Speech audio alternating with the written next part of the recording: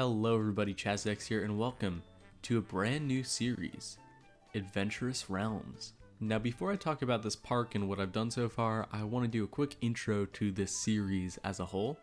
Now with a normal series, I would just kind of go through the motions, maybe do a time lapse, do a couple real-time segments, and then call it a day for each respective episode. But with this series, I want to do something a little bit different.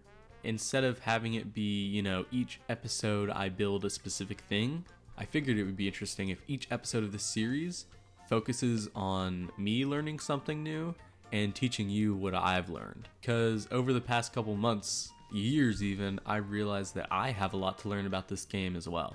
So even though in a single episode I could be working on completely opposite sides of the park, each episode will focus on one central theme or idea. So yeah, with that, I think I'm going to give you guys a quick overview of what this park project is going to be, and then after that I'll talk about the technique that I'm going into this episode. So yes, this park is called Adventurous Realms, and even though that's a pretty basic name, I might change it in the future. I think the idea for this park is pretty interesting. So this park has 5 lands, 9 sub-lands in total, and the entire theme from this park is centered around a steampunk adventurers guild or organization. And then each respective land is their journeys into the realms of the world. So this entrance area, an entrance hotel, ooh la la, is going to be themed to like their home base kind of. So it'll be like a steampunk kind of Victorian turn of the century Main Street thing. Imagine like a Main Street at Disneyland mixed with Fantasia Land's fly area, Rookburg. But yeah, you'll have this entrance area, and then this weenie right here will be a big central tower titled the City of the Skies. And basically the idea is that this is going to be a giant city, or at least the impression of a giant city, with airship docks on it and a bunch of small houses and stuff. Basically just like a giant tower that is sending you off to all these other lands. And to build on that idea of like air travel and whatnot, each themed area will have its own vehicle right outside, kind of like an entrance gate at Epic Universe or something. So for example, we're gonna have a cargo plane here. Actually, I haven't decided which one's gonna get the cargo plane, but we'll have a biplane for this area. And then for the western area, we'll have like a blimp or something. In total, I think this park is going to have 5 coasters. If you count the Flying Theater as a dark ride, it'll have 2 dark rides. It'll have 5 flat rides if you don't count these as 2. And then it will have this 1 water ride. So it's not going to be the world's largest park, but I think it's a pretty respectable size, especially considering that I have never finished a park before. And I think that brings us really well into the topic of today's video. I want to talk about planning and how planning can help a park come together, because as you can see, I really have not built anything really. I've really just been putting out bones. And if I'm being honest, I have never done this before. I always go into a park thinking, oh, I'm just gonna like freestyle it, that's how my brain works. And while it is kind of true that that's how my brain works in other aspects of like artistic expression and whatnot, I think after working on a couple community projects, I've realized that having plots that I get to work within is actually way better for me in Planet Coaster. And I've experimented, and I think I've come up with a system that works for me.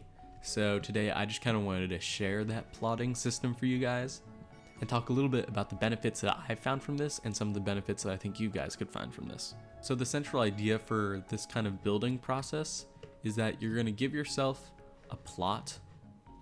You're going to rough out all of the ideas that you have so that later on when you have like a jolt of creative inspiration or you have an idea for a specific area, you have a solid base that you can build upon. So for example, I don't really have any idea of what I want this restaurant right here to look like. But the good thing is that if I have an idea for what a Wild West restaurant could look like at some point in the future, I just come over here, delete this plot, and know this is where the restaurant's gonna go. This system is also really helpful for plotting out an area when you don't really have any specific ideas. So for example, in this Wild West area, I actually had a pretty clear idea of what I wanted it to be. So that's why it was pretty easy to plot out and be very specific with what each room was going to be.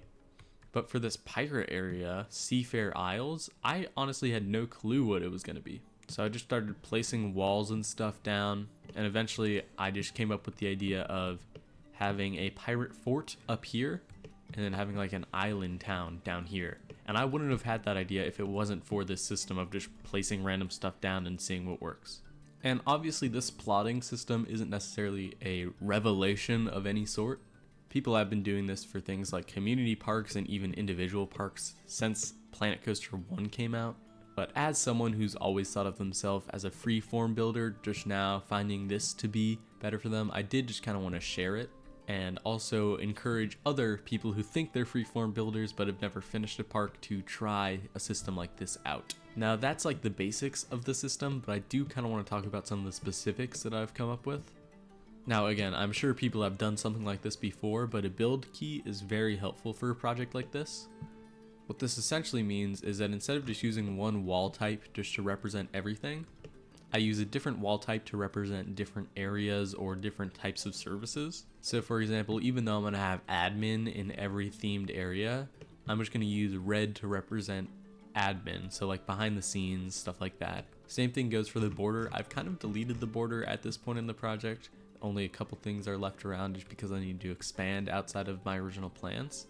But if you start with that border, then everything else can kind of fall into place. And last but not least, bathrooms. Now I could have just left bathrooms just like aligning to the themed area color, but I always kind of tend to forget about bathrooms, and I feel like they're kind of landmark places. Like if I was looking at a theme park map and the bathrooms weren't labeled, that would suck. So just because they're like so high up on the priority list and I want to make sure that I have them at like reasonable places, and because I want to like actually think about the spacing of my bathroom blocks, I've made it its own individual color. Yeah, so that's about it, but there is one more thing that I want to talk about and ask you guys about before I head out, and it is about this area right here, Storm Wreck Docks. So this area is supposed to be like an intermediate area between the full-on pirate themed area right here and like the mining operation themed ride that we have back here.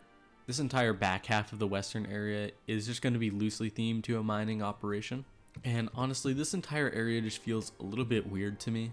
And then I was debating, oh maybe I could put like a nice restaurant back here or like a weenie, but I can't really fit anything because of this stupid roller coaster that I decided to put. So yeah, I guess I just wanted to see, do you guys think there's any reason for guests to go back here right now? And if not, what do you suggest I do with this area to like give it more of a purpose? But yeah, that's about it for me today. Hopefully you learned something with me today.